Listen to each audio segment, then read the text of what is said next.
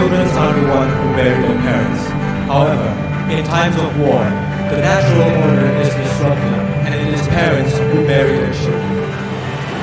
Meanwhile, data from the Ministry of Social Affairs states that in 2016 there were over 56,000 underage children who are working as sex workers.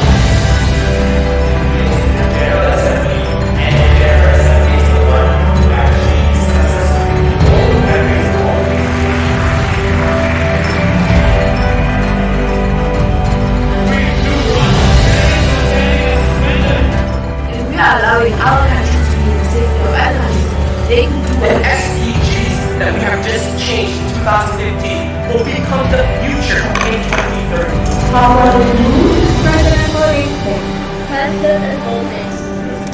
Yemen is facing outbreaks of cholera where almost 1 million have been affected. The States of America believe that child soldiers are killing the homes of the children. Instead of having underdeveloped countries who have food insecurity,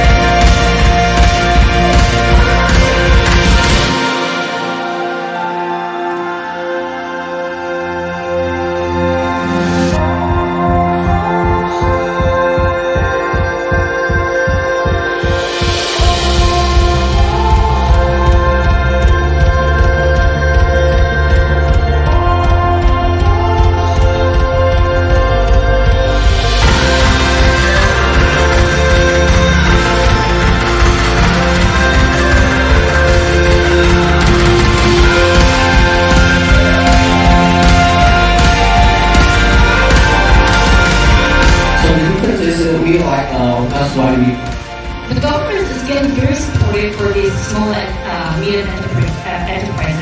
And from our application, you could meet with many classes.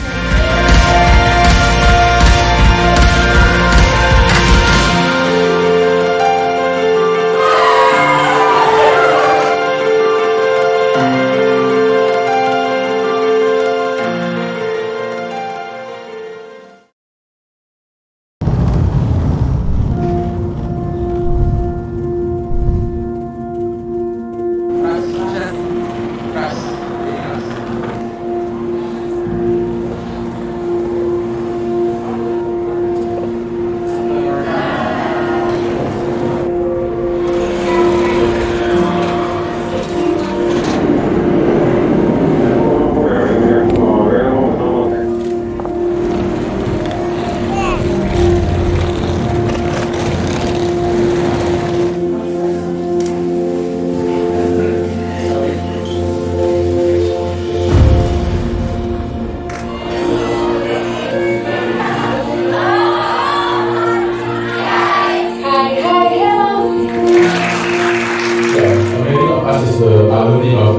So far, It's a great event to see you all here, and we have fun. Let's rock it! Come on!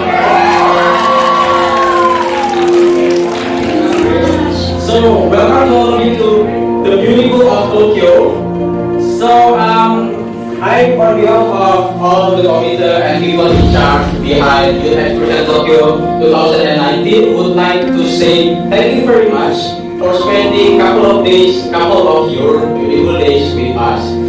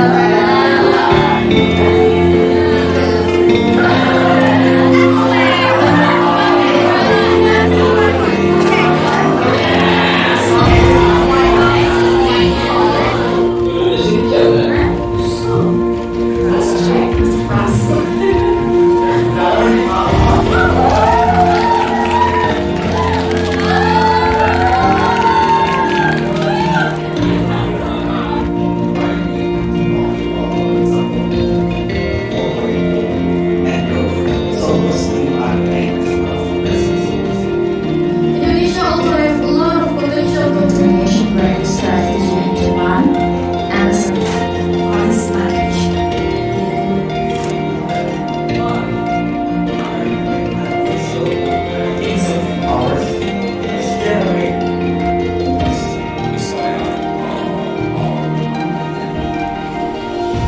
Passion. And hope you're gonna find your question and passion, you're going to keep moving forward in terms of science. Can you give some examples of what That can no longer depend on us.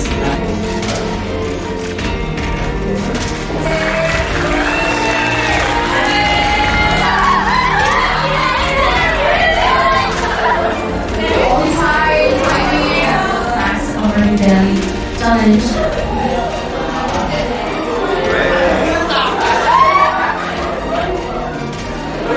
So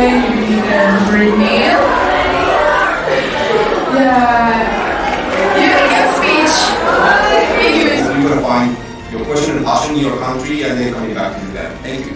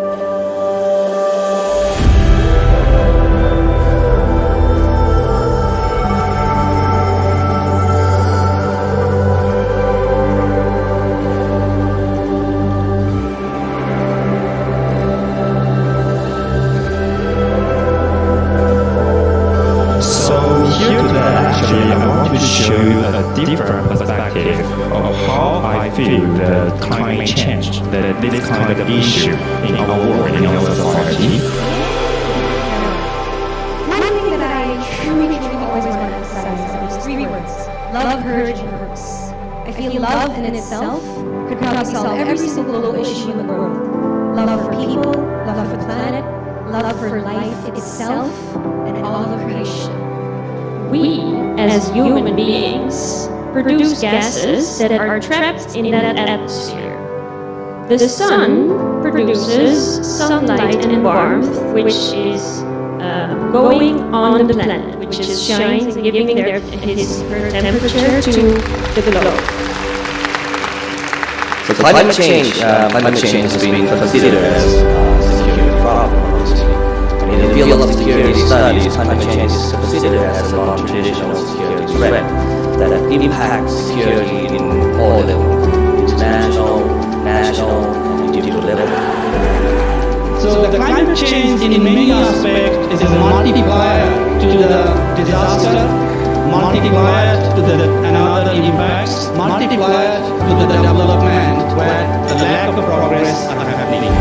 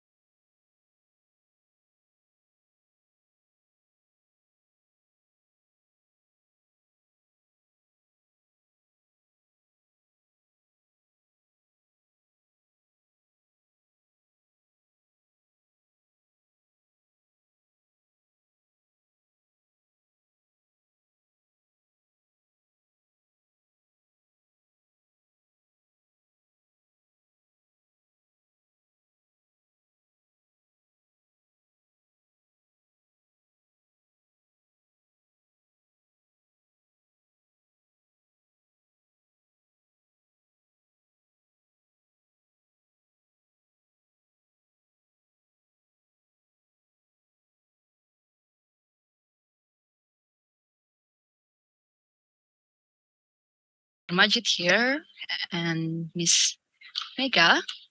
Welcome.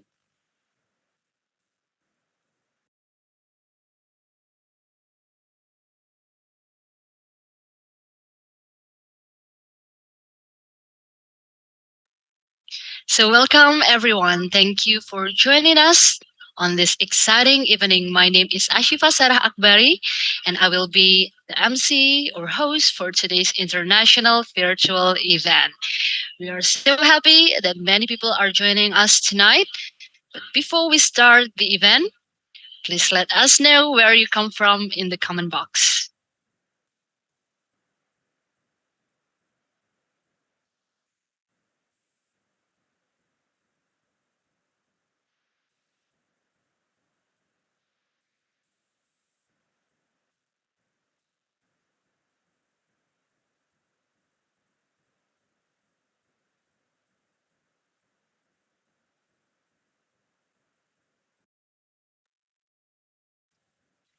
So we have Indonesia here. Hello, India. We have Philippines. Hello, Malaysia. Apa kabar? Assalamualaikum, Pakistan. Hello, Sri Lanka. We have Brunei here as well. Bangladesh, Nepal, and all of Brazil. And hello, everyone from all over the world that I cannot mention one by one.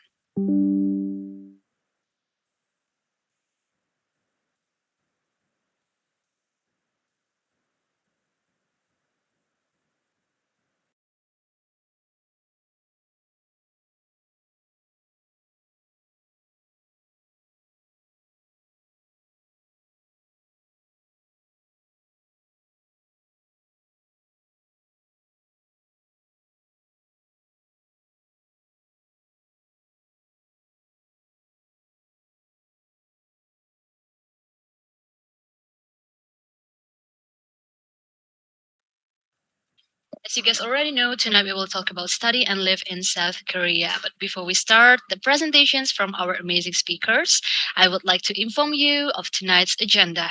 The first agenda, we will have two presentations from Mr. Majid Mushtaq and Ms. Mega Puspita Pratiwi. And after all the presentations, we move to the agenda that you're waiting for, the Q&A session. We will have a 20-minute sessions in which you can ask everything related to the theme. Please send your question in the comment box and our admin will choose the best questions.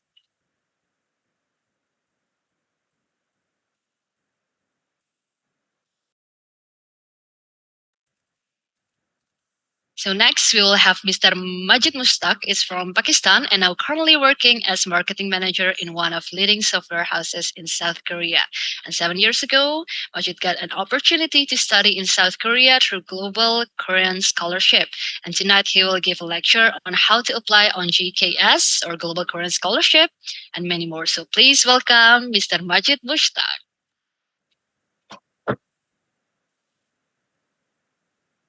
Hi everyone, I hope you guys can hear me. Hello. Hi Sasa and Hello, hi all 안녕하세요. Annyeonghaseyo. Apa kabar? 안녕하세요, Assalamualaikum. 반갑습니다. Kamusta? Waalaikumsalam. Hola, ni hao to all the people who are watching us today. How are you today, Mr. Majid? I'm doing great. Thank you so much great. for joining us. Thank you so much for the opportunity and thank you so much everyone for joining us today. Okay, so can you tell us what makes you most excited about sharing your experience today? Okay, so I have my own YouTube channel, I have Instagram, and that's what actually I do a lot whenever I have time. I talk about Korean culture a lot. I believe Korea is one of the best countries to live in, to study, to move, to travel, when it comes to food, when it comes to music or culture. So I really hope like at least once in a while, everyone on this planet, especially from people from Pakistan, Philippines, Indonesia, Malaysia, India, they should at least once in a lifetime they should visit to South Korea. And there's a very good opportunity which is called Global Korea Scholarship. So I was like, I came to Korea through that opportunity free of cost. I did not pay anything. So I was like, if I can come, I'm sure a lot of you guys can also come to South Korea. So yeah, that's what that's my whole, talk, my whole session is about. And I really hope at the end of this whole session, you would be inspired to at least apply for, GCAS scholarship. So I'm really looking forward to have a wonderful session, an interactive session. Okay, that's very exciting to hear. Just your intro. I cannot wait to hear your full presentation, and I bet it's going to be very insightful for the audience. Thank you very much. All right, no need to linger. Let's go straight to the first agenda, which is presentation from Mr. Majid Mushtaq. Please welcome Mr. Majid Mushtaq. Okay, hi everyone. I hope you guys can hear me properly.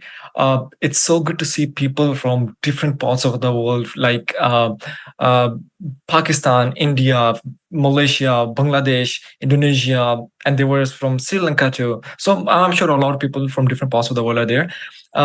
My topic for today is Global Korea Scholarship, which is study in South Korea for free. Okay, next slide, please. Okay. So when I tell people like there is an opportunity through which you can come to South Korea for free, they are like, are you kidding me? Is that a scam? Is there really a thing that we can actually go to South Korea for free?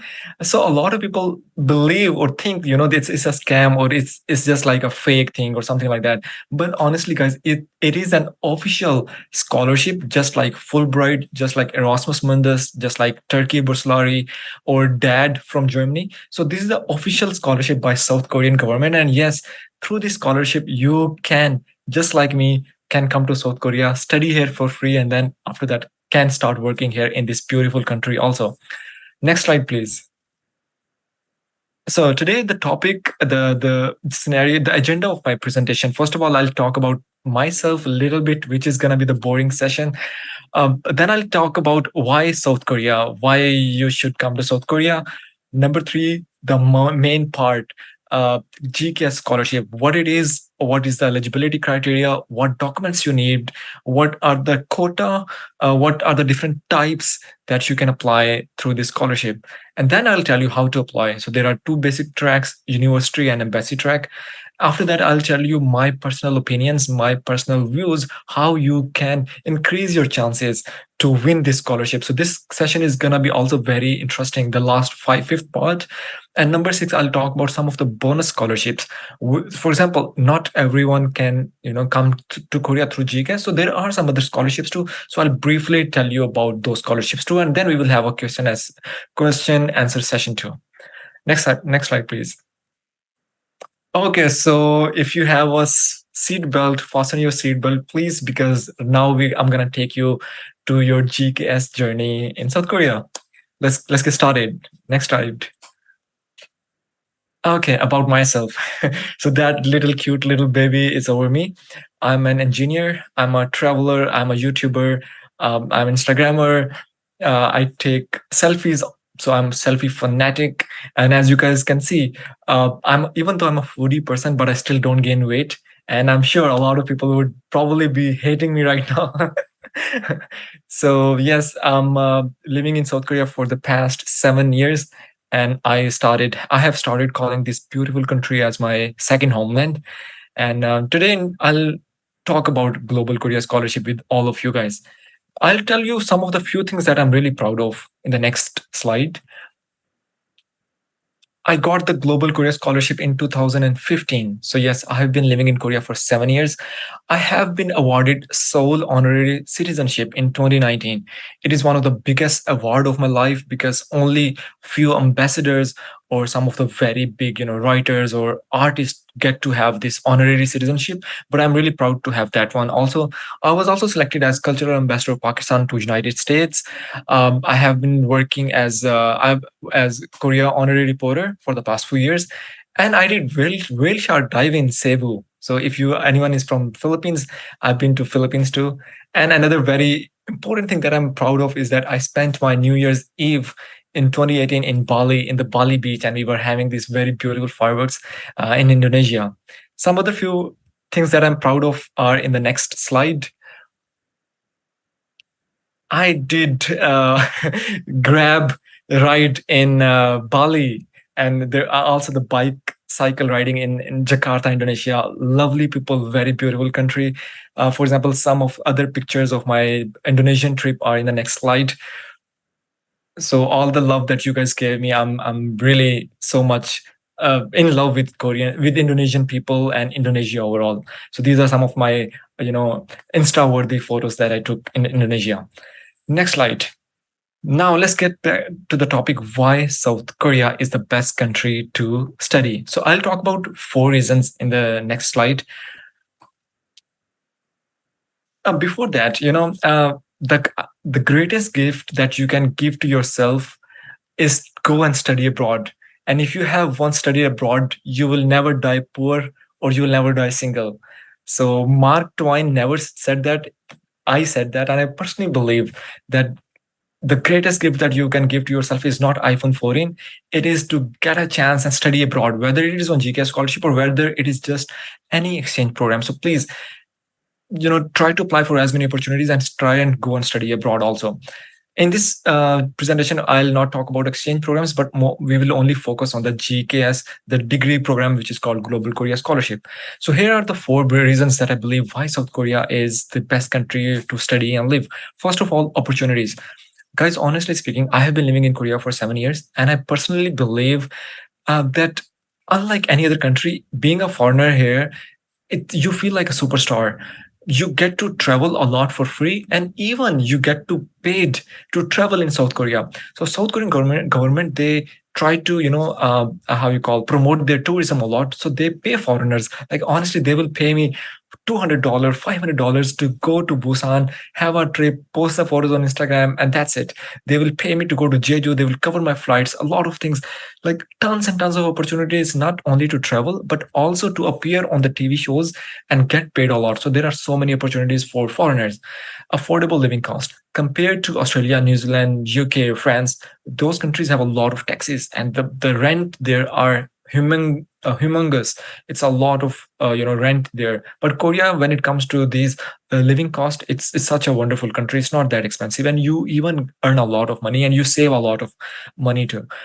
If you are a BTS fan, if you're a Blink, if you're a ARMY, EXO, whoever, if you are into K-pop, this is a heaven for all of you guys, and also for Korean drama lovers. And even if you're looking for Korean oppas, this Korea is your heaven country. And hub of R&D. So if you guys want to study in a really good university, Korea has some of the best universities in the world. And remember that Korea is the #1 country that spends the most amount of its GDP on R&D. So it's a wonderful country, even if you want to come here to study, research and development or the new technologies like AI or data analytics, big data, anything like that. So Korea is a wonderful country. Now we're going to talk about, next slide, please. So could you guys please also write down in the comments? I really want you guys to be awake in my whole presentation. So please comment down in the, comment anything that why you want to come to South Korea, whether you want to come to South Korea for undergraduate program or graduate program. So please keep on, leaving your comments in the comment section, and accordingly, I'll move my presentation also. Meanwhile, next slide, please. Okay, so now the crux, the highlights of today's session. What is GK scholarship and how to apply?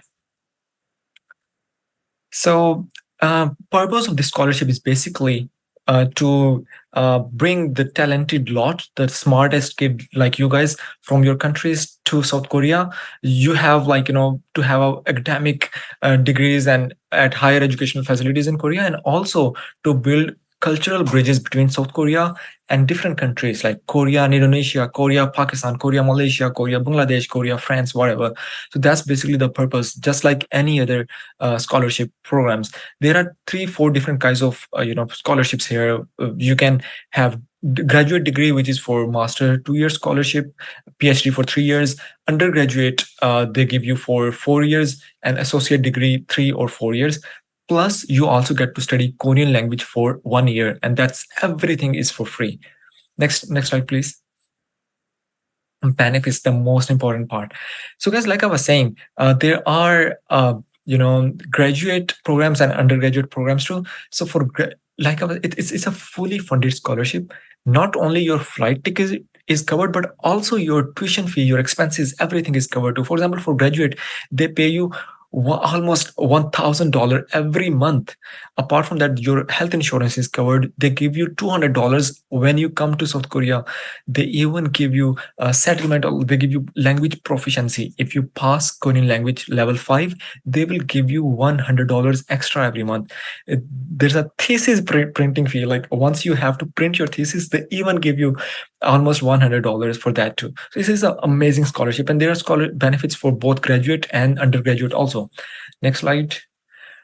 In undergraduate too, almost the same same benefits. Only the monthly allowance in graduate was 1,000, and here it's going to be $900, which is still pretty good and pretty big amount. Next slide, please. Eligibility now. Very important thing, whether you are eligible or no. So first of all, you should not, or your parents should not have Korean nationality, which I'm sure they don't. A degree requirement. So if you're applying for masters, you should have completed undergraduate.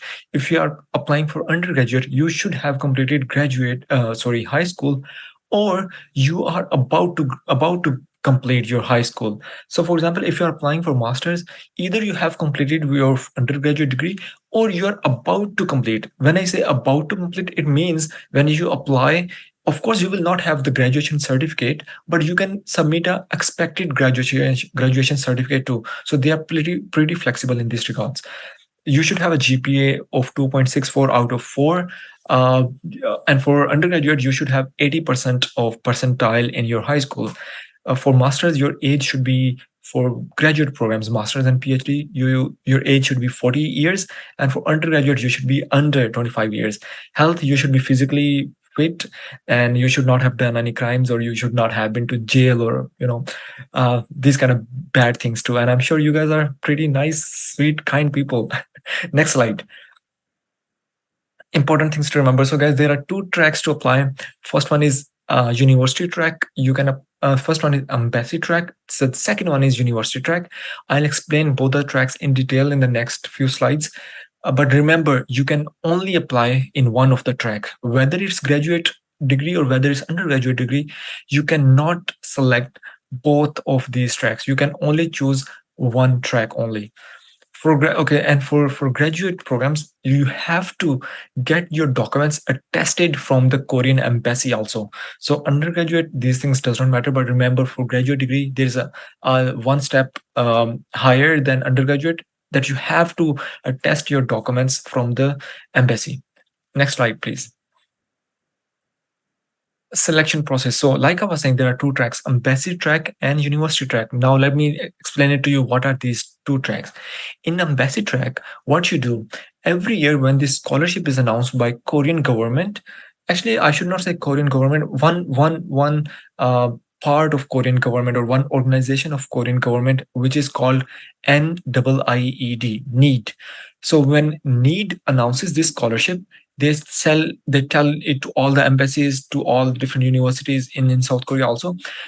So your embassy in your country will also announce it on their websites. So if you want to apply for embassy track, what you have to do, you have to send your documents. What documents you have to send, we will talk about in the next few slides. So you have to send your documents to the embassy in your country. The embassy will pick some of the students. They will conduct the interview, and then they will send your names to the NIIED, the NEED. After NEED, they will pick some students from that batch, and they will send the names to all the universities. And those universities should give you admission. On the other hand, if you are applying for university track, there is no embassy involved. You directly send your documents to the university. If university accepts you, they will send your name to the NEED. And if NEED accepts, you are right away in Korea. So there are a few pros and cons. Next slide, please. So the pros and cons of both of these university and embassy track is, in university track, you get to choose 3 universities, but in university track, you only get to choose 1 university. So in embassy track, out of these 3 universities, either one of that university should give you, admission. But in university track, you only have option. There's no any other option. So that university have to give you the admission. So in embassy track, there are more steps, but in university track, there are less steps. in in embassy track you get 3 universities, but in university track you only get 1 university. So I know it sounds a bit confusing, but please, I hope you guys can go through these slides. Also, you guys can go and visit gk gksscholarship.com website also, and you can download all these FAQs, the guidelines, application form, everything, and you can see and read by yourself too. Okay, timeline. So for graduate programs, this for the scholarship announced in the middle of February or March, and for undergraduate program, the scholarship announced in September or October, the start of October or end of September. So right now for 2023, almost the deadline has been closed for all the embassies and also by the universities too. So one more thing, guys. Each embassy will have their own website, own deadline, and each university will have their own deadline too. So make sure you have to go and check out which university you are applying or which embassy you are applying to. So make sure you read all the guidelines properly. Next slide, please.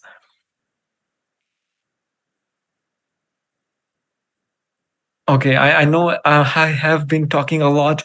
I'm sorry, but I still hope all of you guys are still listening me and you guys are still awake. And if you guys are, here are some of the memes that I wanted to share with you guys. If you guys love K-pop, next one. So there are two kind of people in every country.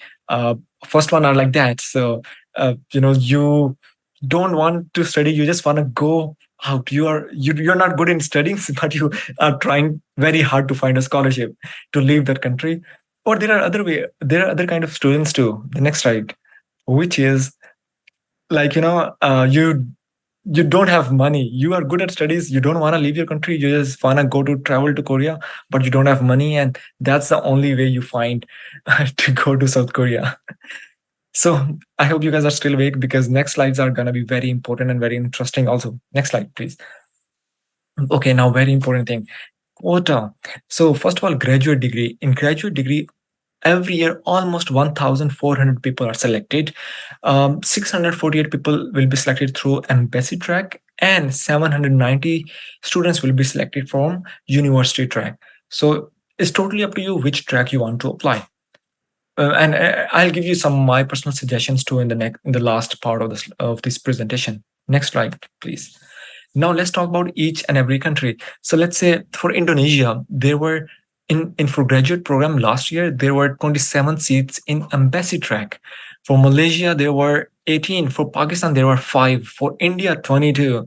For Philippines, 14. So embassy track has a lot of seats for India and Indonesia too.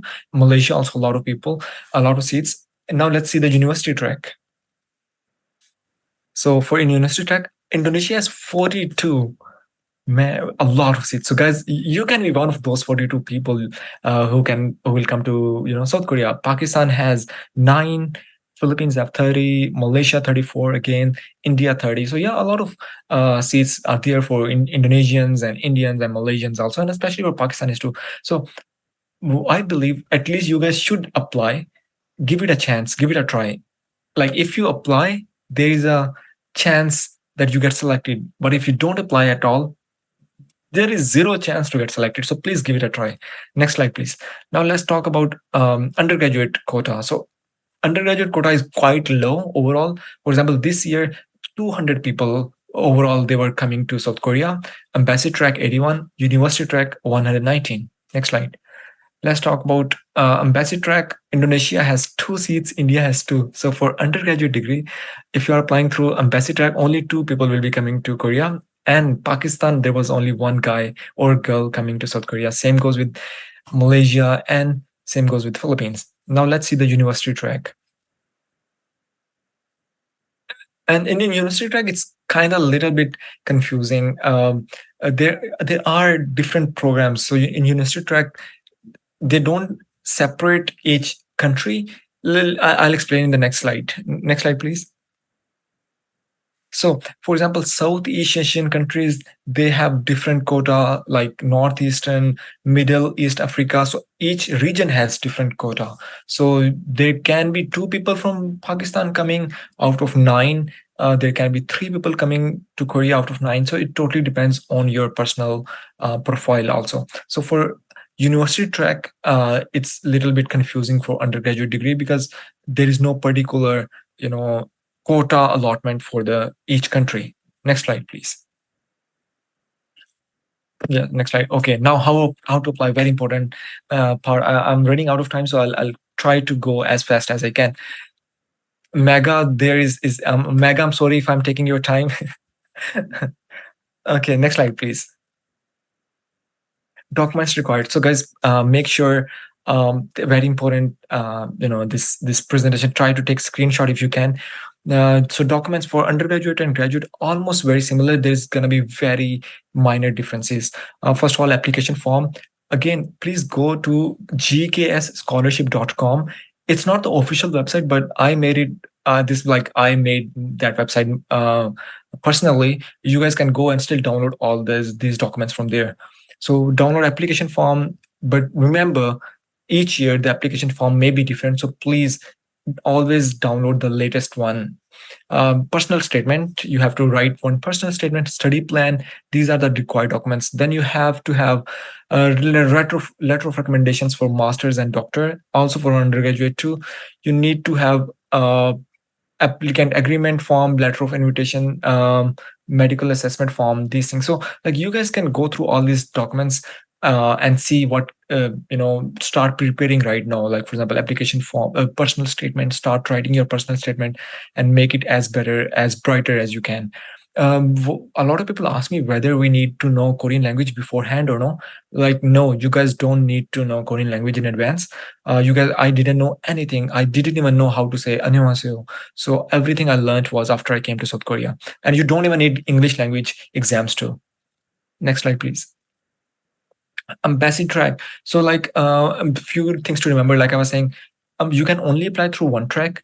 In embassy track, you can choose 3 universities. And in embassy track, make sure in these 3, you can choose different departments. You may choose same department for all 3 universities. So whether you are applying for mechanical engineering, you can choose 3 same departments in 3 different universities, but you cannot choose different departments in the same university. So make sure you are selecting 3 different universities. Also in the embassy track, remember there were 3 steps. First was embassy selection. The second was need selection. And the last one was university selection. So even though you are selecting 3 universities, there is still a chance that none of the university gives you any admission. Like your profile, I don't know, they hate you or something. Like embassy has recommended you, need has recommended you, but still there is a chance university will not accept you, and in that case you will not get the scholarship. So you have to have admission. You have to secure admission from the university too. For example, in 2016, 33 people were selected were rejected by the universities, and in 2021, 53 universities were rejected in the last step. Okay, next slide, please. And university track, you should, like I was saying, you should send your documents to only one university, and you don't need to go to embassy. You just send your documents directly to the university. Next one, please. Pros and cons. A lot of people ask me which track should I follow. Again, my personal opinion, I believe if you are very active in let's say leadership programs, if you are very active in community work, if you have done a lot of leaders or volunteer work, then go for the embassy track. Again, guys, these are my personal opinions, so please take it with a pinch of salt. I may be wrong, I may not be 100% true, but I feel like if you have done a lot of community work, you should go talk to the embassy staff, convince them that you are kind of leader in your area, because professor does not need to know your volunteer work. He needs to know your research work. So if you have a good research work, then go for university track. But if you have a lot of extracurricular activities, then go for the embassy track. Next slide, please. Okay, here are a few tips how you can increase your chances. The first one is,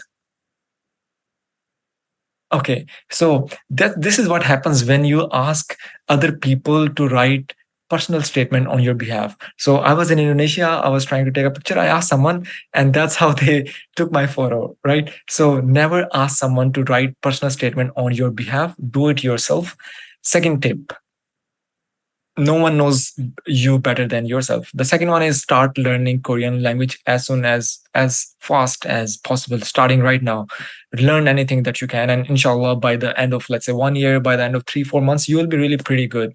So that's another tip, very important thing that I can give to you right now. Next slide, please. Tip number 8, yeah. So immerse yourself in Korean culture. Watch Korean dramas.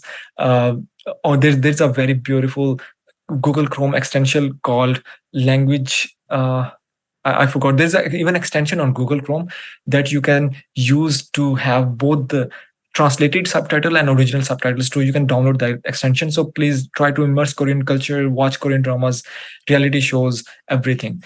It's gonna help you a lot. Next one. Like I was saying, if you know Korean language, according to the official Global Korea Scholarship website, you get 10% extra points.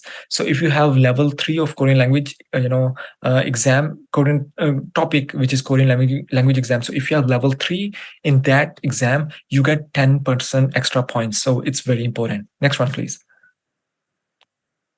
And last, it is very important. So please make sure your personal statement of purpose should be just like that the reader should feel very happy and excited. For example, a lot of people start their personal statement like, "Hi, my name is Majid. I was born in Pakistan, this village. My father was blah, blah, blah. I went to this university." So no, like no one has that much time to read your whole 4 5,000 words of personal statement. Make sure start your personal statement with something, with a story. For example, like when I was in Jakarta, one day in Jakarta, I met this Korean girl. Let's say, I don't know. Now, see that way, the professor or the reader will have the curiosity. Okay, what's gonna happen now? So something, try to start with the interesting story or interesting fact. For example, when I was selected for, I will not talk about my personal statement of GKS, but I will tell you about my American personal statement. When I was selected for cultural ambassador for the United States, my personal statement started with something like that. America is our mother. America is just like our mother-in-law, which is never satisfied with us. So that was my first line, and then I was giving references to blah blah blah. So again, make sure your first impression is the last impression. Your start should be very perfect. It should be the best part of your whole SOP. Next one, please. So the last part of this whole presentation, here are some of the extra bonus scholarships that you can still apply for. I know not everyone will be able to go for GKS, so please go and apply for these scholarships too. Next one, please. You can take a screenshot also if you guys want. These are the 6 other scholarships, very important, and please go and apply as many scholarships as you can. Next one, please. So every day right now, Korean governments, according to their plan, by 2023 they want to have more than 200,000 international students in South Korea, and inshallah, I really believe that you will be one of those 200,000 students in South Korea. And please, if you come to South Korea, do come, say hi to me, and follow each other on Instagram, and I hope to see you guys in South Korea. Next one. You can scan this QR code. You can follow me on my Instagram. I talk a lot about Korean culture, and I'm sure you guys can get some of the useful information there too. So you guys can scan this QR code. Next one, please. Yeah, again, that's a website that I was talking about. It's not official one, it's my personal one, but you can go visit that one, and you can find the official one, official links from this website, my Instagram handle and email too. If you guys have any questions, please go and let me know, and inshallah I will be there to help you guys. Next one, please. Okay, yep, that's it. Thank you so much, guys, for bearing with me with all this. Oh my God, I took so much of your time. I'm so sorry, Mega, and over to you. Thank you so much, guys. We will have the question and answer session after Mega's presentation.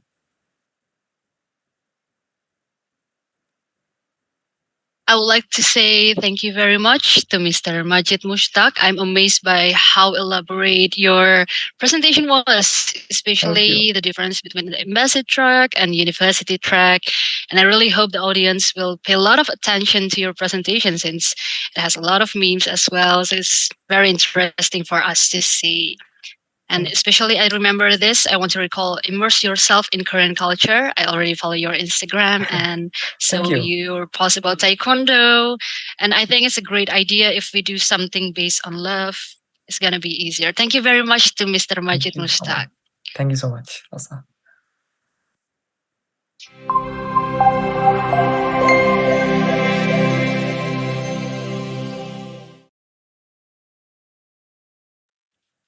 Before we move on to the next speaker, I want to say hello again to friends who haven't been mentioned yet. Please let us know where you come from in the comment box. Don't hesitate to type.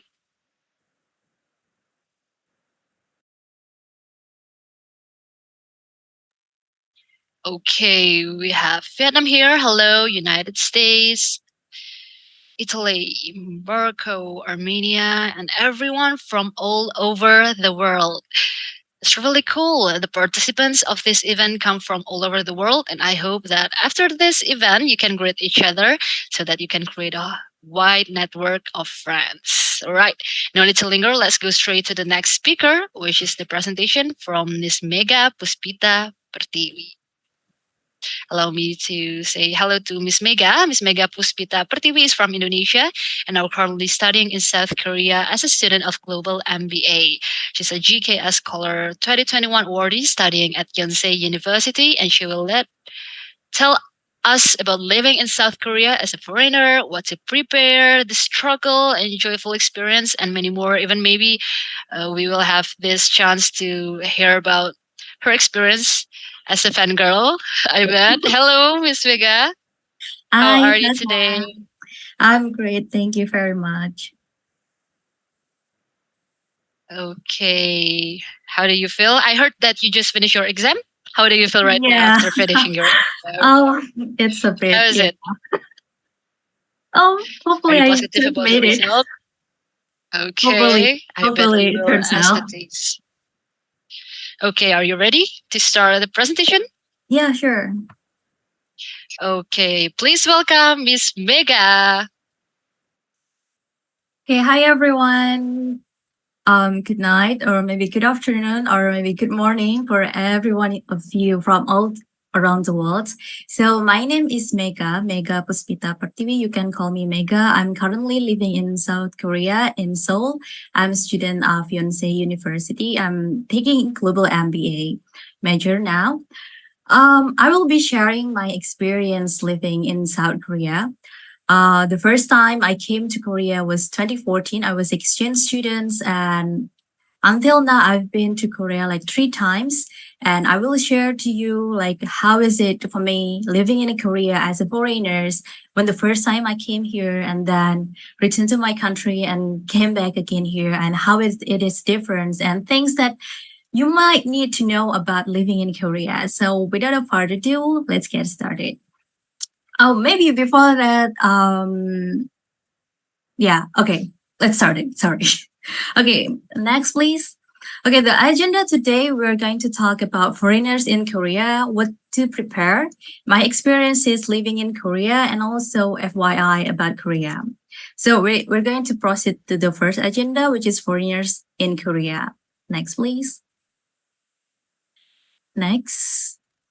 So according to the statistic Korea, the number of foreigners in Korea are 1.6 million as 2022, which is it's 3.1% of the total populations. Actually, the number is kind of dropping due to COVID-19, but usually it's more than that. It's around like 3.5 or 3.6 something. From the whole populations, but dropped because of the COVID. But it's also expected that it's going to grow more than it is now because like the COVID is started to end, and yeah, hopefully it's going to end very soon. And the top 10 nationals living in Korea are China, Vietnam, Thailand, United States, Uzbekistan, Russia, Philippines, Cambodia, Mongolia, and Nepal. Well, Indonesia is not in the top 10, but there are also so many Indonesians living in Korea as well, including me now. And why exactly foreigners living in Korea? Like the most common reasons are to work. The work itself, there are two types of works, which one is labor extensive working, which is like working in the factories, working in a farm, those kind of works, and also working in Korean companies, like more like an office work type, those kind of things.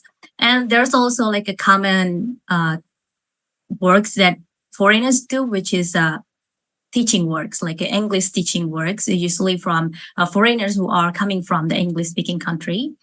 And also the second reasons why foreigners living in Korea is to study, just like me, or maybe Mr. Majid several years ago. We're studying in Korea through GKS scholarships. And also the third one is international marriage. So maybe if you dream of marrying Korean oppa or marrying Korean uni, yeah, international marriage is one of the reasons why foreigners living in Korea. So next, we're going to the second agenda. Before coming to Korea, what exactly we need to prepare? So there are at least 6 things to prepare that I will explain to you here. The first is mental. Preparing your mental states, your mental conditions to live in South Korea is very important.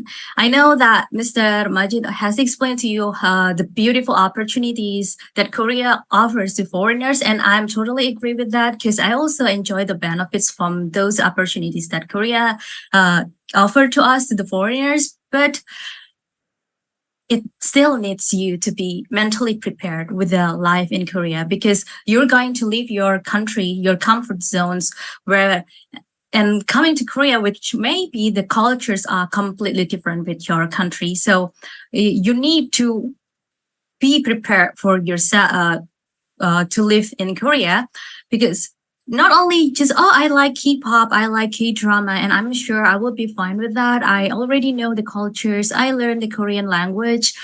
But sometimes it's not always the case. I mean, like, you will really have to know why you coming to Korea. And the second is that making the plan. Making a plan is like not only knowing the reasons why you come to Korea, whether you want to study or to work or maybe the other things, but like to make the plan more detailed. So for example, I want to go to Korea to study, but then a part of study, what are the other things that I want to do in Korea? So maybe I want to create contents. I want to make a vlog about Korea. I want to create contents, and I also want to network with the Korean community. I want to do these volunteer jobs, and I want to do this and that. And to do that, I maybe need to have the skill. I might need to be able to speak Korea in a certain degree. So that is what I'm implying by plan, is that you not only have like a big goal or a big plan, but a more detailed plans on what your expectations of living in Korea can be realized, or at least you can minimize the expectations versus reality that you might get when you come into Korea. Because like, I don't want you to come Korea with a lot of expectations, high expectations, but at the end, when you live here, you cannot fulfill all those expectations. And what will happen is just like, you're going to hate Korea, because what is you're expecting is not like what you experience here after you coming to Korea. And the third is financial. This is a very important thing, actually. I know that maybe some of us, like including me, I come to Korea through GK scholarships. I got the tuition free, and I got like a monthly stipend here. I got a lot of money from the Korean government to live in Korea, but still to be able to pass the GKS, there are a lot of preparations that I need to do to pass these preparations, and it cost me a lot of money as well. Like whether it's about like a document, legal documents, and maybe I have to equip myself with a lot of skills that requires me to invest a lot of money to earn those kind of skills. And maybe when I come here, say I got the scholarship money, but I also want to go to the BTS concert. I want to purchase the BTS merchandises.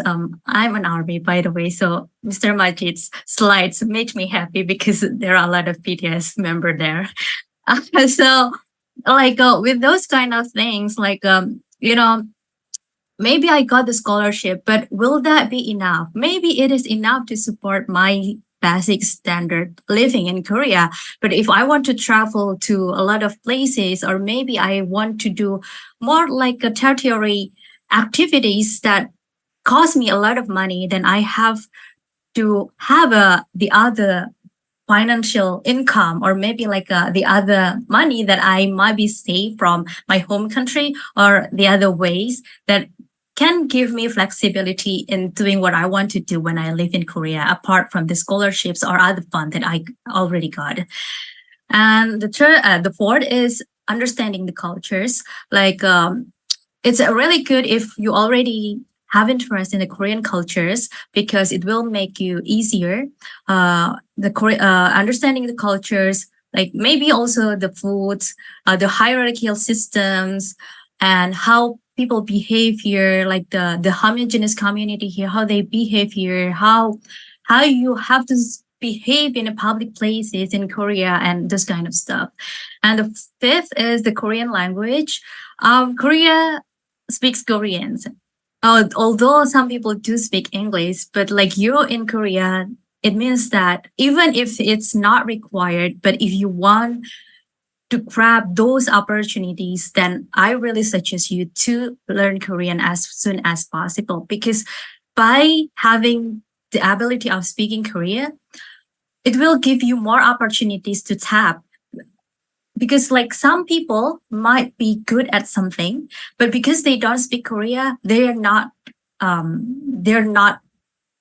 like they cannot grab that opportunity, because this opportunity is only for those who are speak Korean.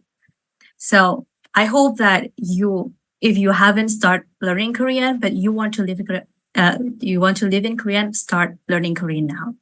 And the sixth is legal. You have to know like what are the, especially related to immigrations matters, what kind of visa you might need to live in Korea if you're not students. Maybe if you want to work here, what kind of visa available there, and also maybe like if you just want to live here, or maybe if you want to bring your family here, what are the requirements, this kind of things. And next. Okay, so I slightly talking about expectations and reality. The preparations that I have mentioned before, you're not required to be perfectly prepared to come to Korea. But if you have a certain degree of preparations, it might make your expectations and reality has not a really huge gap, because if you're not well prepared, what do you expect may not as the same as the reality you'll experience here. So make sure you prepare it well. Okay, next. Next, please. Okay, now I'm going to tell you about my experiences living in Korea. Next. So I came to Korea 3 times. First time when I was exchange student as Seoul National. I arrived in Korea. I just want to go home. I don't want. Why would I here? I don't like. Everything is just so messed up, and not the Korea that messed up. It's just me. Like suddenly my phone broke. I got lost in the heavy rains, and I just can't contact everyone. And when and my scholarship money is not, I couldn't get my scholarship money right away. And it was a Chuseok holiday. It was a long holiday. It's like a Thanksgiving holiday in Korea. And like the bank is not working. So I cannot get my money. I was just miserable. And then I couldn't really use the language that I have learned.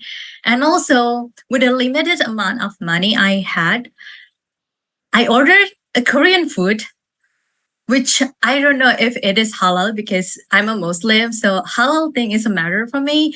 And okay, maybe this is halal. And then I tried it, but the taste, I wasn't adapted to the Korean food taste yet that time. So I spent a lot of money for nothing. So it was just miserable for me. And also because it was my first time living in a foreign countries, like a more in a multicultural environment. And I wear hijab. I'm a Muslim, and Muslim is minority in Korea. There was kind of fear if will people accept me? Will people think that I'm strange because of the hijab that I'm wearing? Those kind of fear that actually I don't need to be fear of that. I mean, like many people are nice. Well, maybe like a racism and this kind of thing are exist, but like actually the people that I met back time was actually nice. But it's just me and myself and with my overthinking, thinking that people will not accept me for who I am. Those kind of fears that happened to me, and it made me very lonely. Okay, next please.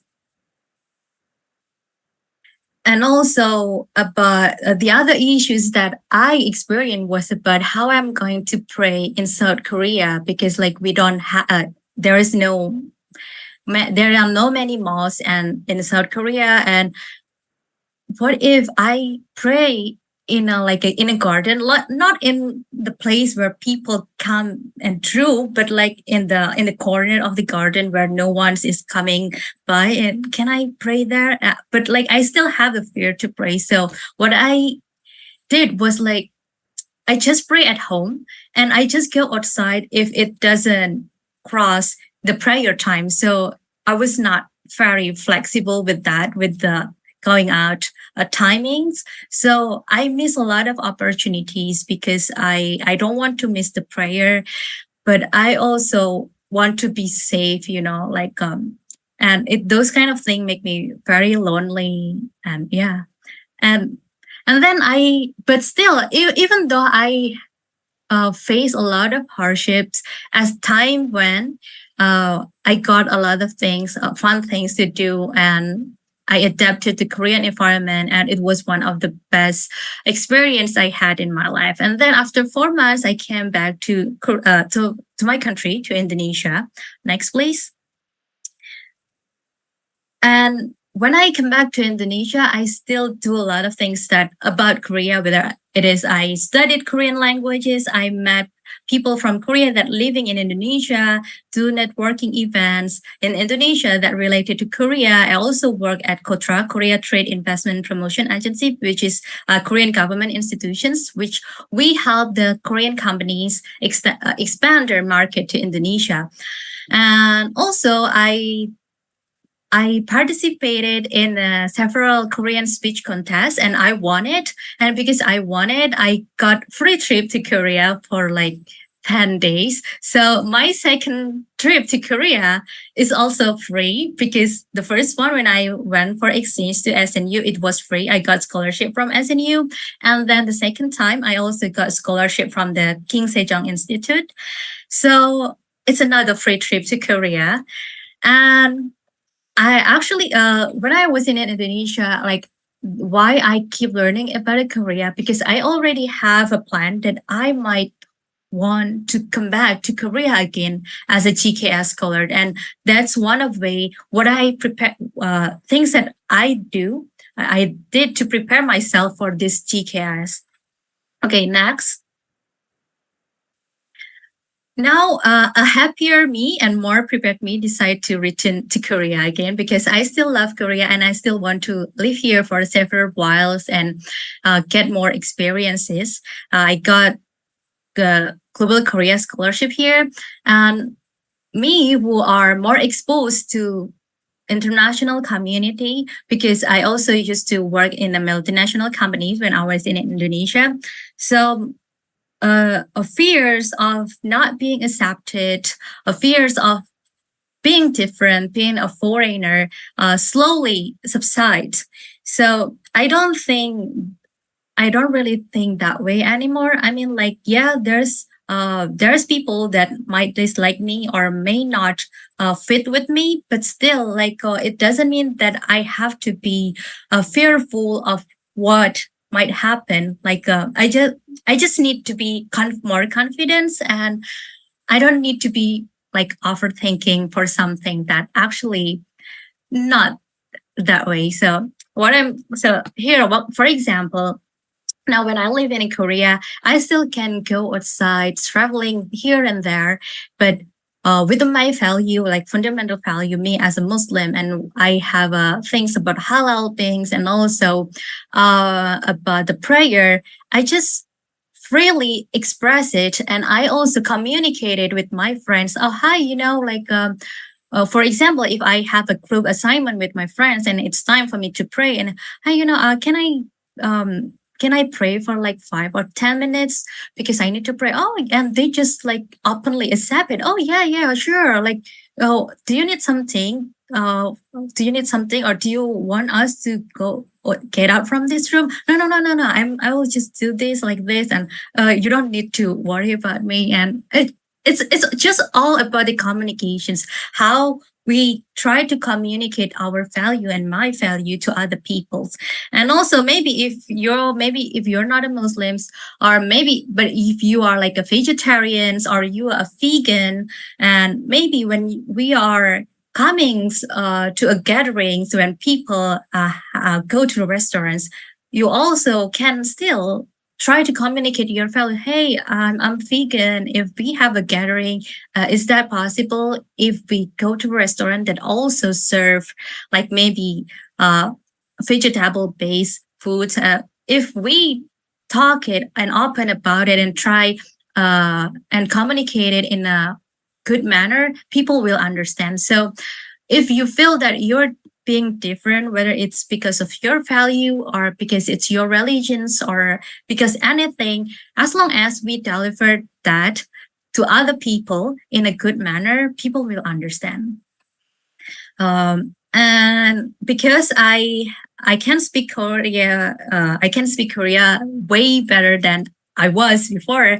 I also I can feel the benefits of it. So I already know the cultures. I'm very at the point where I feel very comfortable living in Korea, because now with my Korean speaking ability, when for example, if I have a trouble and I have to call the customer service, I can just explain it anything. And here, in my slides here, with I standing with the several guys behind me, I actually had the opportunity to teach about Indonesia in a Korean high school, because I can speak Koreans and they need a native Indonesian teacher to talk about Indonesian cultures and languages. So I also got the opportunities, and I also got the opportunities to attend, to be featured in a KBS program as well, like several months ago, because I was in a class where we are advanced Korean speakers. So we are invited to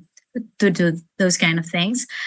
And yeah, maybe next. Okay, so this is several things you might need to know about Korea, FYI about Korea, that might make your life easier when you living in Korea. Okay, next please. First is about food. Koreans, in Korea, we have a Korean food and also foreign food. For your information, Korean food is basmi, is a rice base.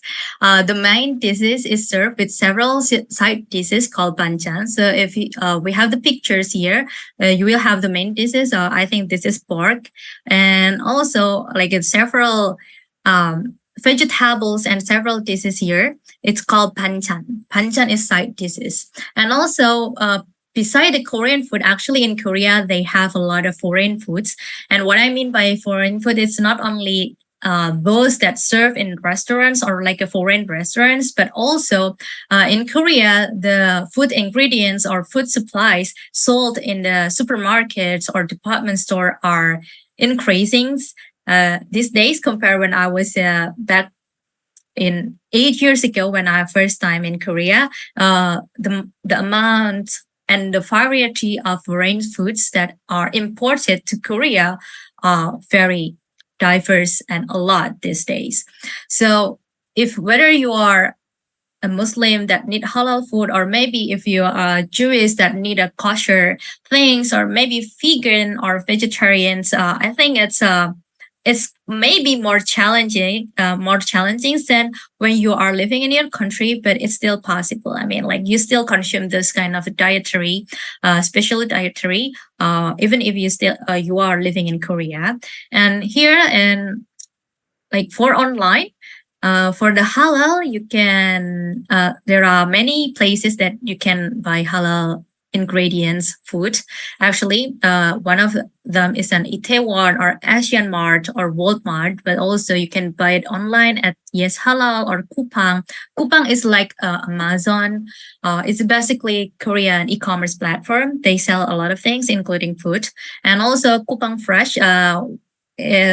Coupang is also have like a Coupang Fresh where if you order before like until 11:59 p.m., the one that you order through Coupang Fresh will be delivered in the morning. So like say now I'm ordering, tomorrow morning when I get up, I will get it on my in front of my door. And that's what I usually do when I purchase the vegetables.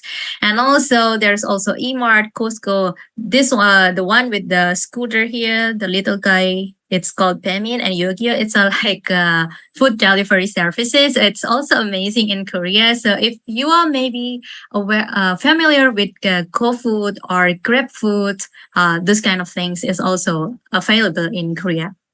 Okay, next. Related to the housing. So there are several type of housing in Korea. First is landed house. This is the most expensive type of housing in South Korea. Even many Koreans cannot afford it because like the house pricing is crazy here. And also second is apartment, office style, studio, one room, hasukjip, and gosiwon. I'm currently living in one room. Basically, it's like a one room. It's just a one room with a bed, desk, cupboard, kitchens, and bathroom. So it's the range of one room is varied, and usually people who study in Korea, students, foreign students, usually they live in one room, hasukjip or gosiwon, or maybe they just living in dorm. But people, students that have more money also can usually live in office style or apartment. And if you want to find a housing in South Korea, there are two type of applications that you can use. First is Jikbang, and the second is Dabang. Basically, you can choose like what type of housings, and you will find like the details of the houses, the deposits, the deposit money that you have to invest at the first, and they will return your money when you leave when your contract is end or when you leave the housings. And also like the monthly or maybe the yearly amount that you have to pay and the maintenance fee and what are the facilities that they offer. And sometimes the pictures and the reality can be different. So if you're if you're looking for a housing in South Korea, I suggest you to look for it first. Like you have to visit it because it might be not as beautiful as it is in the picture. And also a realtor, usually like a housing contract is still with the realtor or like a house, real estate agency. We call it 부동산. So for my one room, I also do the contract with the realtor. So yeah, that's it. And maybe next, because we're running out of time. And about the clothing, Korea has 4 seasons. And well, I would say that compared to my country, Korean are dressed very fashionably.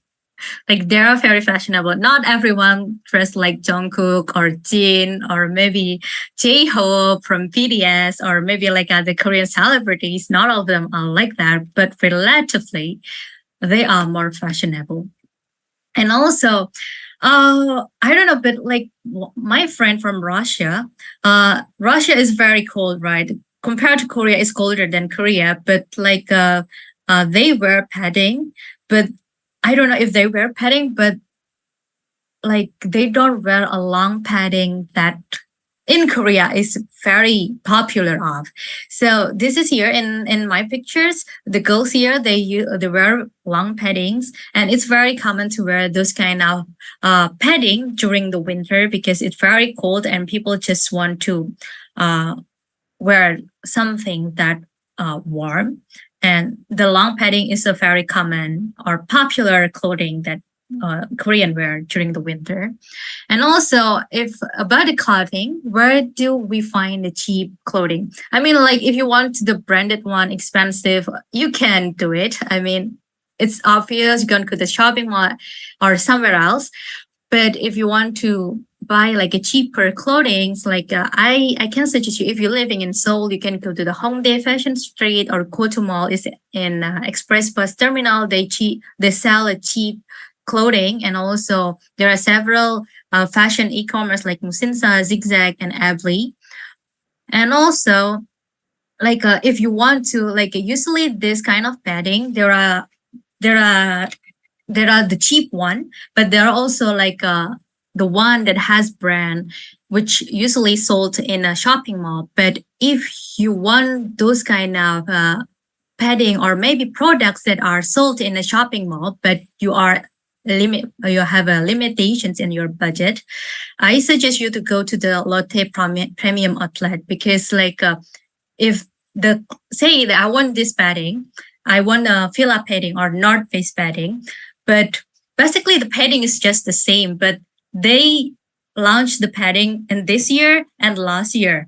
But if I go to Lotte Premium Outlet, I can buy the last year padding and it will be like a 50% off. So basically it's still the same brand. It's a brand new, it's still new, it's still very nice.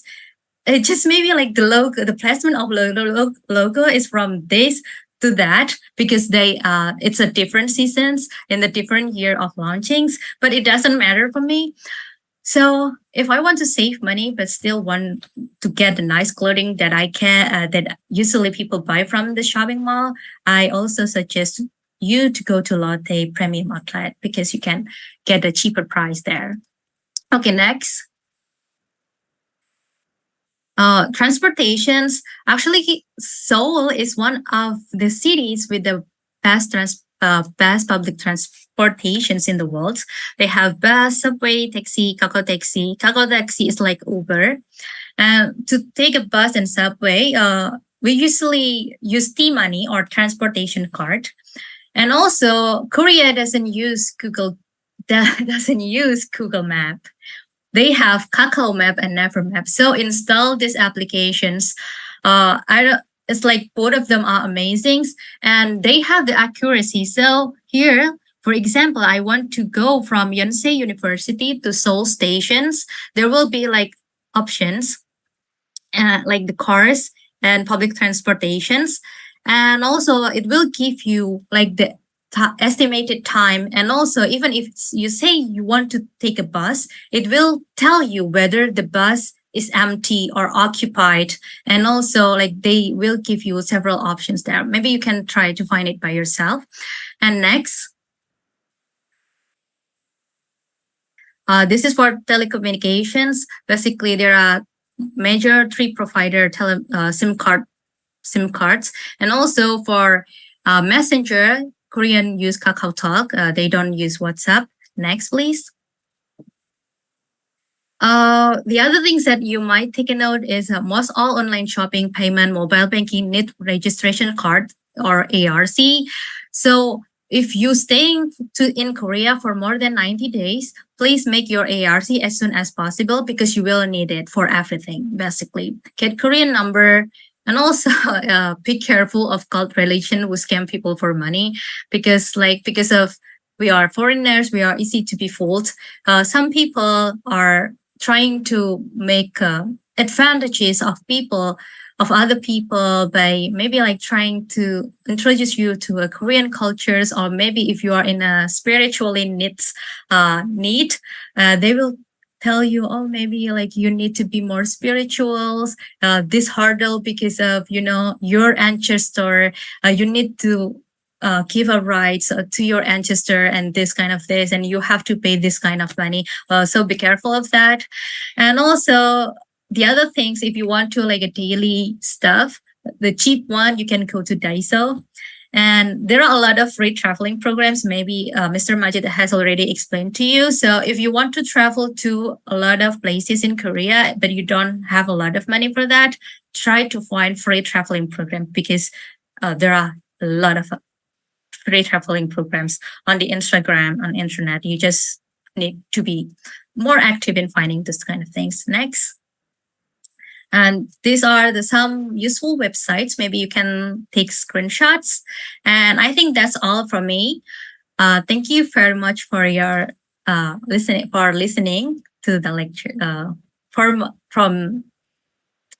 Thank you for listening my story. Okay.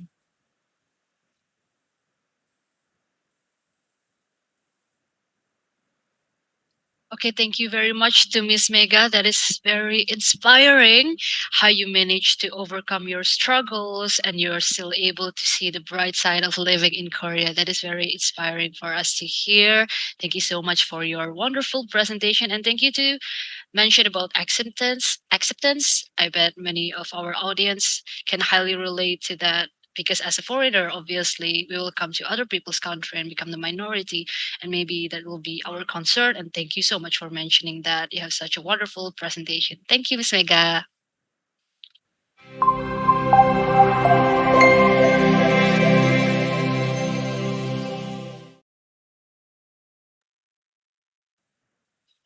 Okay, I will take this opportunity to express my gratitude.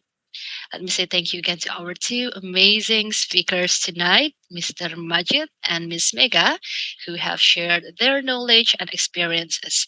We are now on our last agenda, which is the Q&A session. While waiting for the admin to choose the question. So we will have 6 questions in total, 3 questions for one speaker. So in total we have 6. So this is the first question. Allow me to read this for Mr. Majid Mushtaq. Does it necessary to have Korean language proficiency in order to get the GKS? If not, will we be having any Korean language class throughout the studies? You can answer the question Well, right that's away, a really sir. good question. And like I was saying, it is not a requirement for GKS that you have to have any knowledge about Korean language class, or you should have passed any Korean language exam. So just like me, you can apply for the GKS, and if you have really great profile, if the embassy or the university likes you, if the need likes you, you will make it without Korean language. And actually, honestly speaking, most of the people, probably 80 to 90% of the people who get selected for GKS don't have any knowledge at all about the Korean language. Yes, once you come to South Korea, you have to be enrolled in the Korean Language Institute. That will be different from your degree institute. So Language Institute, you cannot choose the Korean government organization need. They will automatically assign one any language institute in one of the universities to you. So what happens is, you come to South Korea, you go to language school, you have to pass at least level 3 out of level 6 in order to go to your degree courses. So yes, it is not required, but you can you study Korean language once you come to South Korea. But having said that, like I was saying, if you already have topic level 3, you get additional 10% of the points. So you have an edge over other people who are applying for the GKS. So that's why start learning Korean language and try to appear for the topic exam as if you can.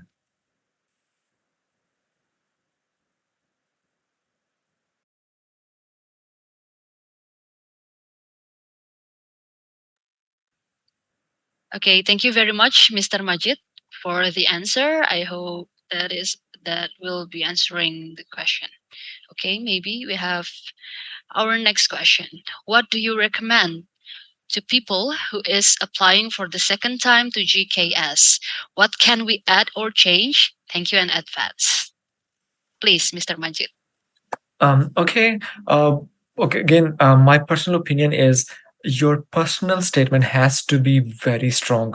First of all, you need to fulfill the eligibility criteria. For example, if they are saying people under 25 years of age can apply for the undergraduate degrees, and if you're already 27, you cannot change your age, right? So first of all, make sure you are meeting the eligibility criteria. Having said that, first of all, polish your personal statement. Like, try to work on it as starting right now. Maybe try to show it to other people, make it as beautiful, as appealing as you can. That's very important thing. So your personal statement, I feel like it is the most important part, and especially the first two paragraphs, guys. It has to be the best paragraphs of your whole SOP. Secondly, try to add extracurricular activities if you are applying through embassy track. For example, if I have 90% marks in my, let's say, high school, maybe 2000, 3000 other people have 90% exams, or maybe 95, 97. So what makes you stand out from them are these kind of extracurricular activities, are these kind of leadership opportunities that you do, volunteer work that you do. So make sure to enroll and do as much extracurricular activities as you can. Third thing I would say, try to have more exposure to Korean culture, and tell them, write them in your in your SOP that you participated in Korean speech contest, or you organized a K-pop festival in Malaysia, Indonesia, whatever. So try to immerse yourself in Korean culture and be like a representative, so that, like I was saying, one of the main goal of this scholarship is to build cultural bridges between both the countries. So you have to have those leadership skills, and how they will find out, they will find out through your these kind of activities. So polish your SOP, polish your personal statement, try to learn, let's say, Korean language, and try to, do participate in as many extracurricular activities, especially volunteer work, as much as you can. Maybe if Mega would like to add anything, that would be, yeah. Can I? Sure, yeah, please. Okay. So actually, I attempted TKS for twice, and I really agree with you, Mr. Majid, because I was messed up on my personal statement, and basically all the document that I submitted was like 95% same, because I apply in 2020 and then I reapply again in 2021. But the things that different from my applications was the personal statement and also the recommendations letter. I apply on February, but I prepared the personal statement. I think I already made the concept since November or December of the previous year, and then during the January I started to like curate everything, the concepts, and also when the announcements of the opening of the GKS scholarships, I started to write it. Like I write the personal statement for 2 weeks, and I got it, like reviewed by my friends who are scholarship students, and also by my friends who are English translator. And I get a lot of feedback from them. And after getting some feedback from them, I also reviewed again. And I think taking time to discover yourself and eventually make it your discoveries about yourself, about what you want to do in the futures, and put it in your personal essay is very important if you are, especially if you're applying for a TKS, because maybe they already know your applications before, maybe they don't remember, but they might be remember as well. So if there is no improvement on that, I think there will be a questions, and that they have no reason to accept you if there is no room of improvement in that. So maybe that's one for me. Okay, thank you very much to Mr. Majid and Miss Mega for adding the answer. I hope that will answer the question, and maybe do not miss the chance when you're still young. Okay, the third question to Mr. Majid Mushtaq. We have two questions here. Okay, the first one, what majors are most accepted for scholarships there? And the second one, do people who are accepted for scholarships get a place to live in a dormitory? Please, Mr. Majid. Okay, I'm not sure if the person who asked this question is asking for undergraduate or graduate degree, because I feel like the answer will be different based on whether you're applying for undergraduate or graduate. For example, in graduate program, as you saw, more than around 1,400 students are selected almost every year. So they have tons and tons of different programs, tons and tons of different universities. If you have interest in dancing, there will be a degree for dancing. If you are interested in painting, design, fine arts, whatever it is, there will be definitely some program, some university offering those degrees for graduate program. So for a graduate program, name any program, and there definitely will be one university offering that degree. Again, still, most of the programs are related to engineering. A lot of them are electrical, software, mechanical, and especially these days, like I was saying, the new technologies, AI, a lot of work is going on in that regards. Blockchain, big data, these kind of, or green energy. So these kind of degrees, they prefer still in graduate, they will still prefer you to more people in those fields, but still you still will see a lot of programs being offered in any field that you can think of. So for graduate, it's not a big deal. But when it comes to undergraduate, what I personally have seen, they usually, because only 200 students all over the world are coming to Korea, so most of the time they usually focus on these electrical, software engineering, mostly engineering related degrees.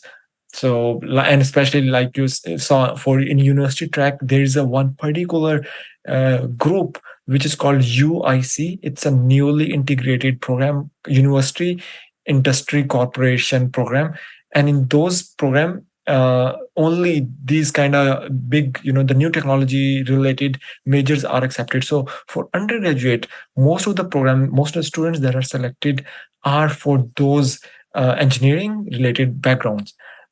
So I doubt if you want to pursue major your if you want to do your undergraduate in dancing or music, I don't know if they would still select you. So for undergraduate, it's a little bit tough. So you have more chances if you are applying for those technological related degrees. But for graduate program, it doesn't matter. Secondly, will you be living in dormitories? For the first year, like 7 years ago, that's what their rule was. For the first year, all of you guys have to live in the dormitory for at least 6 months. So anyone who was coming to Korea have to live in the dormitory for 6 months, and then you have the option to go and live abroad, live outside. Sorry. So I feel like still the role is very similar. Again, Mega is she just came to Korea last year, I guess, on GK. So maybe she knows the updated rule on this regard. But as per my knowledge, yes, you still have to live for some certain amount of period in the dormitory, and then you are allowed to go and live abroad. Mega, again, if you want to add something, please. Okay, maybe I will just add really quick. For the language program, if you are here under GKS scholarships, for the language program, you have to stay in a dormitory for 1 year, except if you already have topic level 3. If you already have topic level 3, you can live outside the dormitory. But on your degree program, usually it depends on the university. Some university require the undergraduates to live in the dormitory for 1 year, and then they can live outside. And as for graduates, usually there is no such requirement. So like me, I live in a dormitory for like several months because I just want to save money, but I don't really like the dormitory rule. So I get out from the dormitory because I already had topic 3. So I live outside, and until now I'm living outside because I also have started my degree. That's for me. Thank you.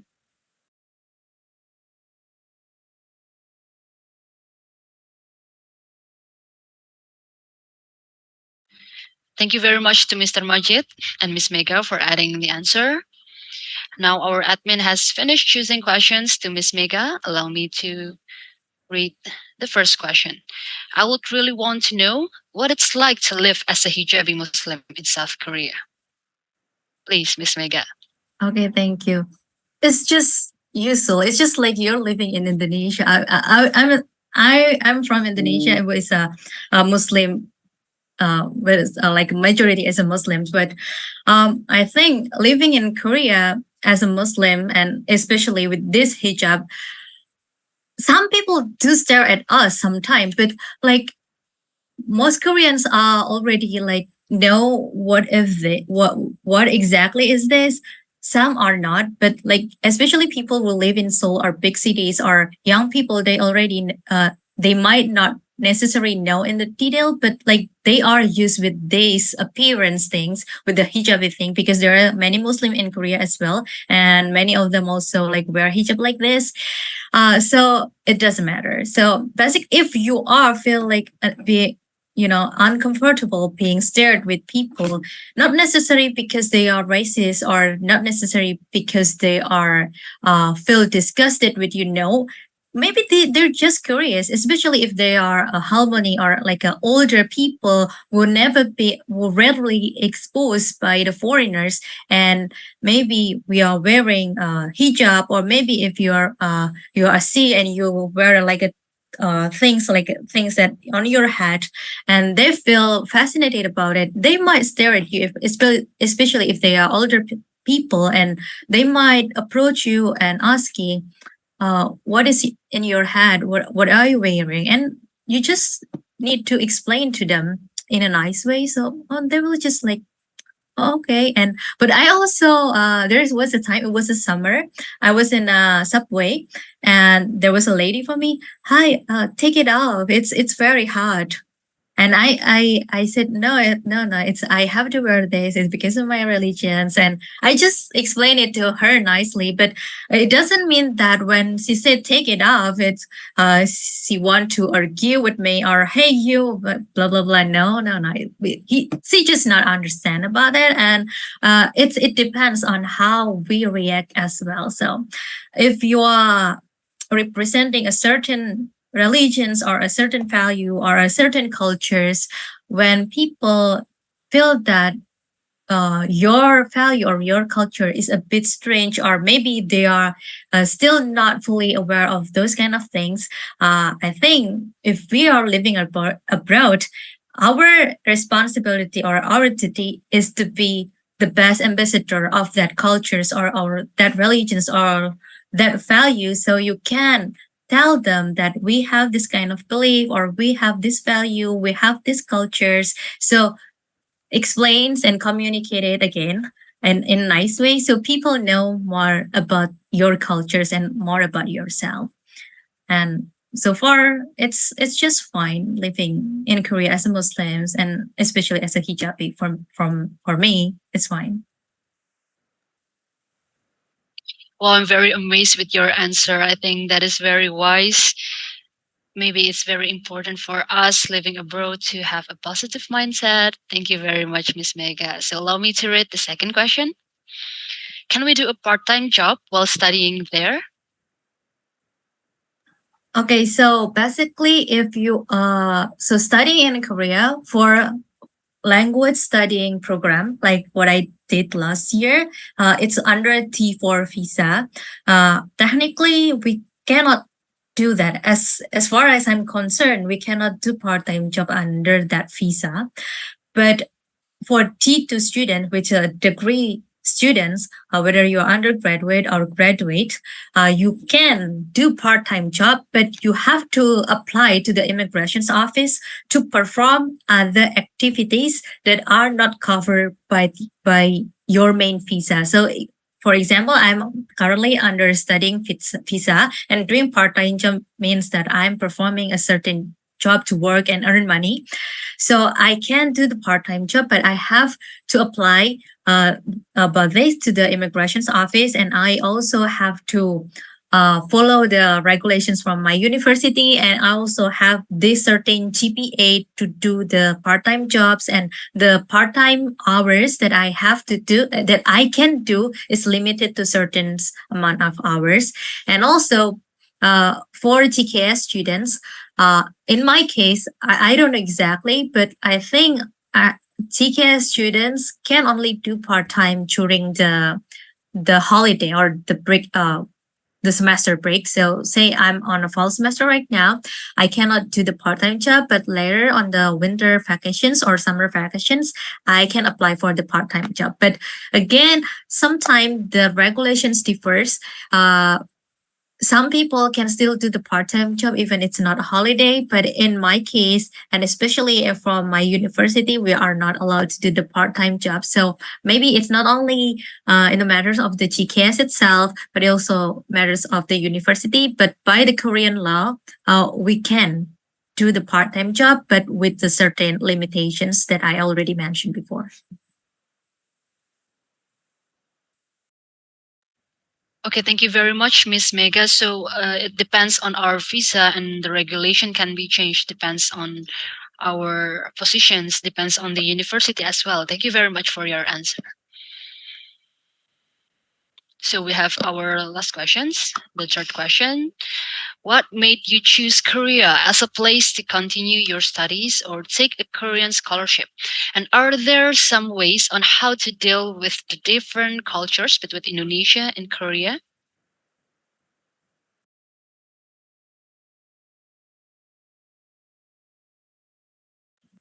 Okay, so I'm taking a business school right now, and at first, if I were to take a graduate degree or like master degree, I actually want to go to the United States, and especially if like United States is very famous for great business schools, but after like thinking about it, and also after I came back to my country, Indonesia, I met a lot of Korean people, and I keep learning about Koreans, and I also work in a Korean institutions. And why I decided not to go to United States was because I think if I go to United States, I might get a degree in a business, but just it. Maybe I can still make friends there, but like the opportunities that I can get in the United States might not as big as if I go to South Korea, because not because the United States, but because of myself. What I mean is that I already built networks with Korea before. I already have the network there. I already have friends. I mean, like if I go to South Korea for my master degree, I already have a certain like capitals that I can capitalize here and I can utilize here. So I'm not starting from zero. So that's why I came back to Korea again. Well, if I go to the United States, I will begin and I will start everything from zero. So that's why I come to Korea for the third time. For the saying is the second time. That's the reasons.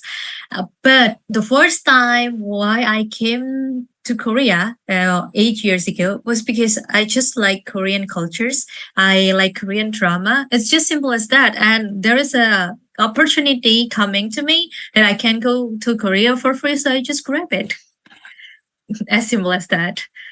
And for dealing with the Korean cultures, the differences between Korean and Indonesian cultures, I would say that at first, I felt that Korean cultures and Indonesian cultures are different.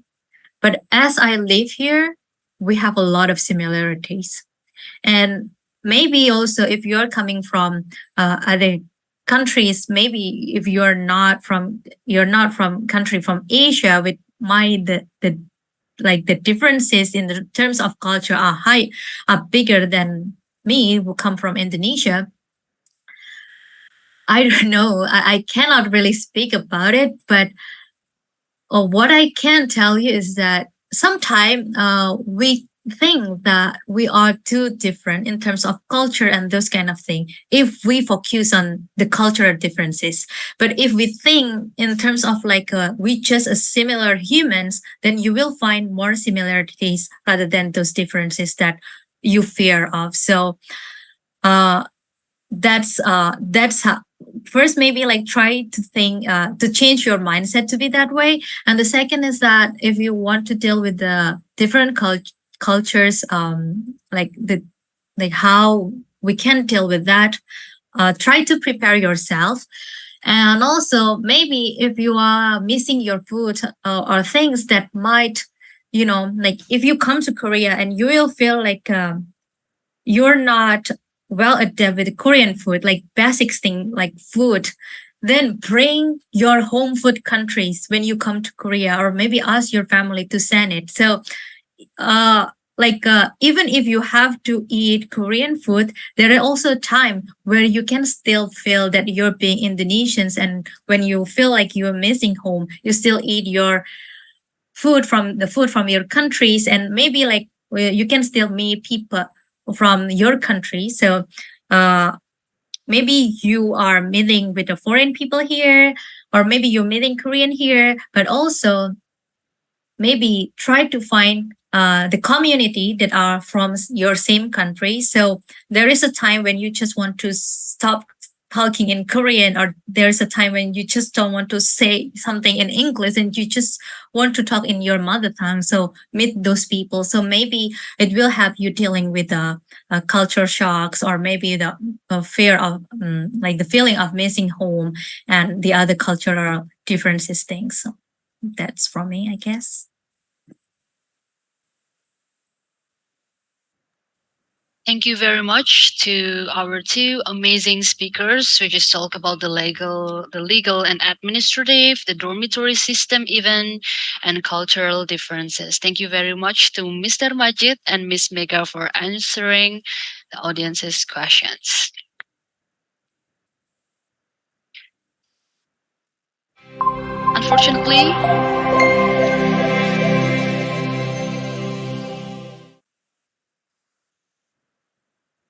I'm sad to announce that we are at the end of the event. Before I end this event, I want to remind all Youtex Future Leaders 2023 participants that on October 29 and 30, there will be a webinar and quiz to determine the 10 best participants who will get a fully funded leadership trip to South Korea. Make sure you follow the entire series of webinars, because the quiz questions will revert to 3 webinars on the 2 dates I mentioned earlier.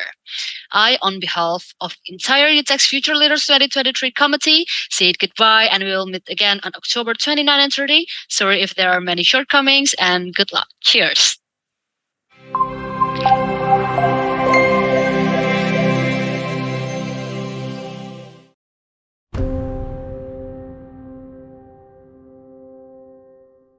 Delegates from 79 countries all over the world, distinguished guests, ladies and gentlemen, welcome to the Grand Symposium of the Asia Youth International Model Federation IMOD themed Human Security Agenda in the Globalization World.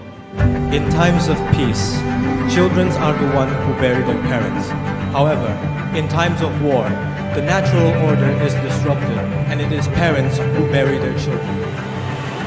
Meanwhile, data from the Ministry of Social Affairs states that in 2016, there were over 56,000 underage children who are working as sex workers. General Assembly, and the General Assembly is the one who actually discusses all the countries involved.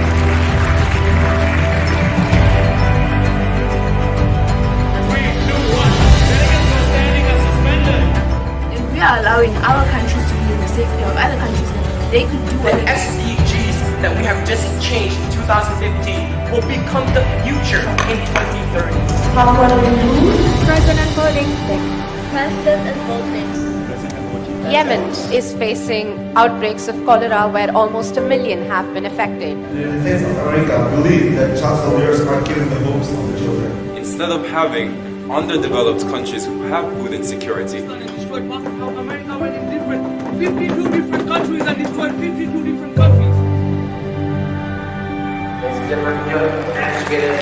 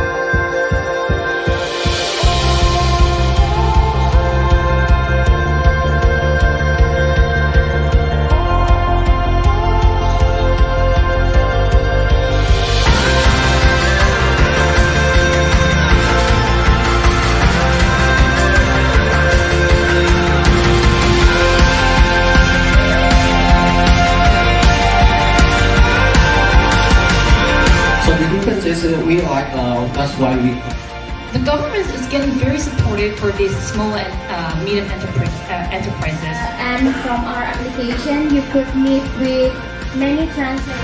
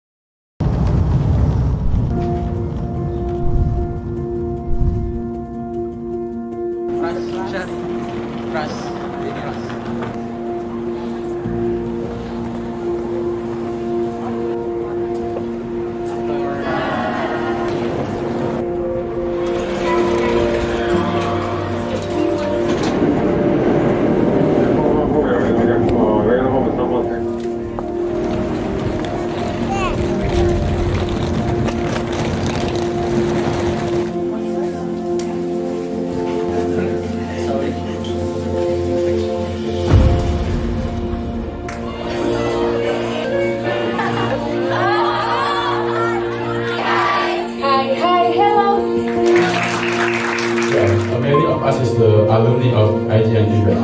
So far, It's a great event to see you all here, and we'll have fun. Let's rock it! Come on!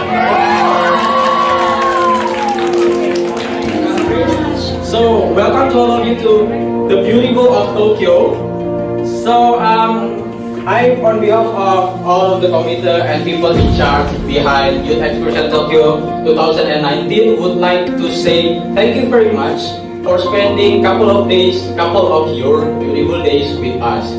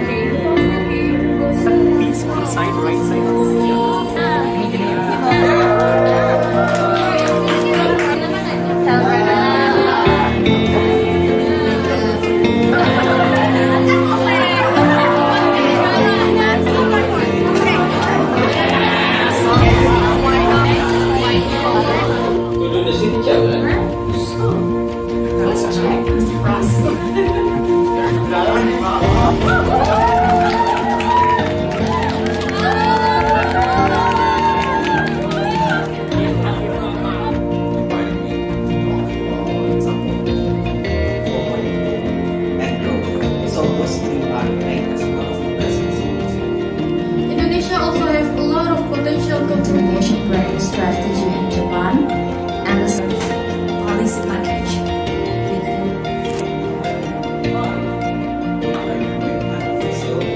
Things of ours is generate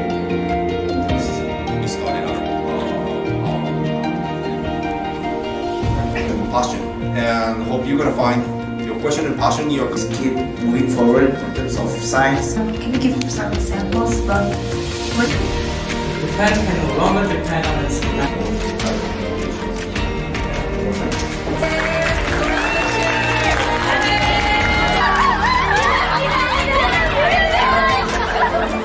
On time, timing. Facts over the daily challenge.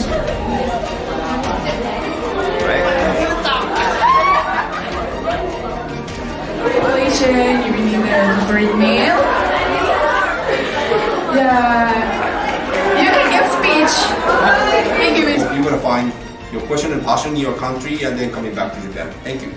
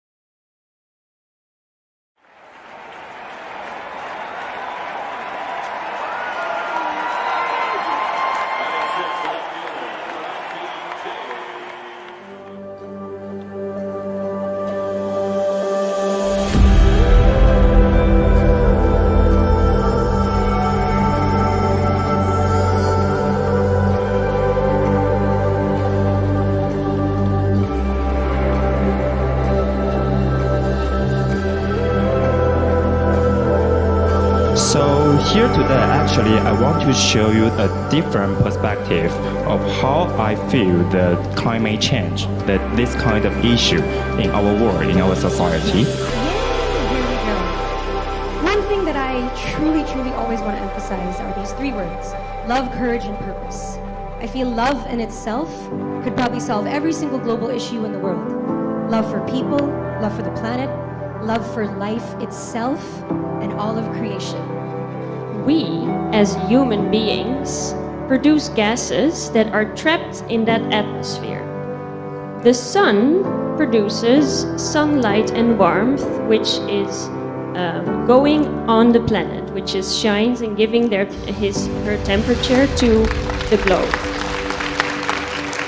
So climate change has been considered as a security problem, obviously. And in the field of security studies, climate change is considered as a non-traditional security threat that impacts security in all levels: international, national, and individual level. So the climate change in many aspects is a multiplier to the disaster, multiplier to the another impacts, multiplier to the development where the lack of progress are happening.